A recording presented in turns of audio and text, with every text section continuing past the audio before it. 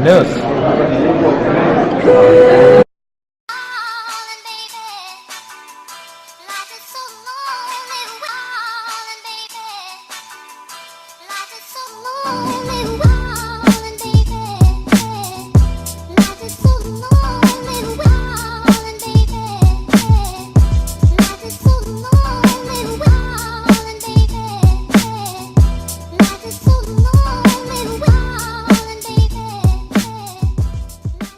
Pressure, it's really just be yourself. Yeah. I'm going to make funny faces behind you and try. Please do. I'll try and capture them if I can.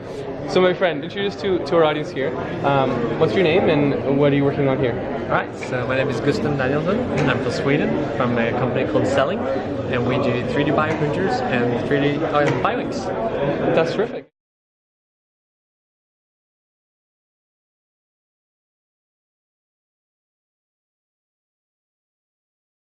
That's terrific. And so, tell me more. What is a bio ink? I'm not sure about that myself. So bio ink is a biomaterial that you can be used in 3D bioprinters in order to print human tissues. Mm-hmm. So what you do? So human tissues? You mean like living? Yeah. These are sort of tissues.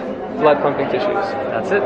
That's incredible. And so it's ready to go when you print this. Yes. So what you do is you mix your cells, human cells, whatever you want to print. So say that you want to print skin, for instance. We have cosmetic companies printing skin. Mm-hmm. So take our bioink, they mix it with the skin cells, and then they put it into the bioprinter. They print a tissue sample, which is basically a sample that looks like this.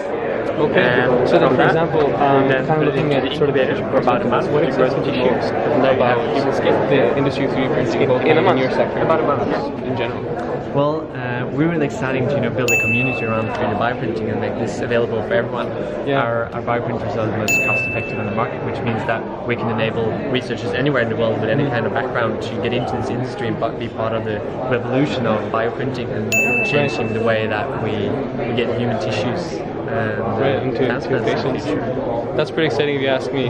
Do you know about a burn patient? Contact this guy. He may be able to help you. Thank you so much. Appreciate it. Thank you. Okay, well, it's my pleasure to introduce Freya. And we know my name's Eric. We're here for Medical Makers, and your organization is. So my name's Freya. I'm the editor and community manager of 3D MedNet. We're a community hub for scientists or anyone that's interested in 3D printing for medicine. We're twinned with the Journal of 3D Printing, which is a very recently launched journal, and you can read our first issue online for free. And it's pretty exciting news. I recommend. Now let's look a little bit into what's printing us behind us, and where that came from. So Fred, do you want to tell us a little bit about what's happening here and how it got here? Absolutely. So this is an automated tube. It is printing a sheep skull in PLA. Now, ordinarily, we don't get to work with this kind of instrumentation. We spend a lot of our time at conferences or behind a computer writing about the news. But Ultimaker is a Dutch brand, so we thought, seeing as we're in the Netherlands, we would try and bring some of their technology to the conference. And where did the CAD file for the printed object here come from? Along with the printer, the CAD file was donated to us by 3D GeoMedia, which is a Dutch-based company that does 3D printing and virtual reality, which is another really cool thing. Virtual reality. 3D printing is being used in conjunction with. How so? I'd love to hear an example. I've never heard of that. Okay, so you may be aware that scientists, surgeons and doctors can take CT scans and scans of organs or body parts and turn them into 3D printed objects.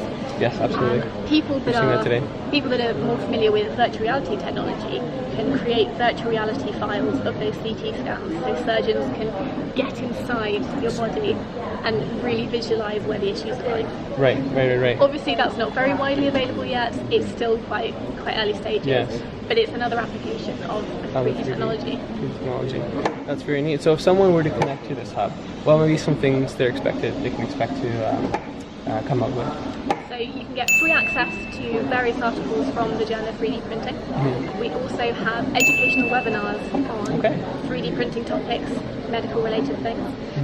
I spend a lot of my time interviewing top scientists at various institutions around the world. So you can see those interviews. So there's interviews, there's This is just the editorials. beginning. This is clearly just the beginning. Absolutely. We've only been around since April, so there's a lot to come. Congratulations on that. That's really Thank great. you. I think just before I go, then I'm curious.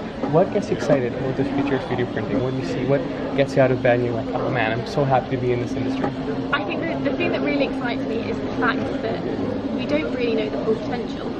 We're working with the technology that's available and the ideas that we currently have. But really, who knows what we could be doing in a year's time? Right. No one really knows. We're still actually probing just how far we can push this technology, and that's so exciting for me. Well, that's pretty exciting for me, and I figure you might want to be a part of it.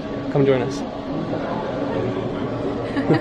And I think he was just showing me a second ago some really neat examples of kind of what each of those materials can do. Yeah. Do you think you could show us some of those examples? Yes, of course. Okay, let's take a look. Well, first of all, let me start with PLLA, which is now used a lot of universities for scaffolding. What actually is done is that you print a scaffold with this material and is injected with stem cells and is then grown with the right environment outside the body. We are going to use hydroxyapatite inside it, which is a stimulating both growth mineral, and it's then growing more and stronger in the process while the material, the scaffold, is degrading. So very nice, as well as we have here PCL, polycapillary tone, which is from Perstorp, Sweden. Nice about this material is that it can be shaped after printing by putting it in water of 55 degrees. For example, I put it in water, I print it like this, put it around my arm, and I take it out, and it stays like this. That is strong. so cool. Look at that. And if it's really warm and you put it around someone's body, would it burn them? No. No. That's another material. That's incredible. Yeah. That's incredible. Oh, thank you so much. That is super neat. And some high engineering materials. We have the PPSU, the Pi Ultron, and the Peak, which is the most popular but also the most expensive. As it goes. Also for biomedical, because we are at a biomedical exhibition at the moment. It's nice to see that, for example, this is printed big, a screw, which can be used inside the body when a fracture you have, and it holds it together and even can grow with your bone inside your body when we combine it with hydroxyapatite. So you only need to be operated once. So it actually would extend. It looks like it's extend with your bone growth. It will grow together with your bone. With That's your bone. incredible. So you don't have to take it out anymore. That's magic. That Yeah. sounds like magic. Thank you. All right, so just finished the expo. It was extremely productive, extremely effective, and fantastically efficient. I loved it. It was great. Met some incredible people.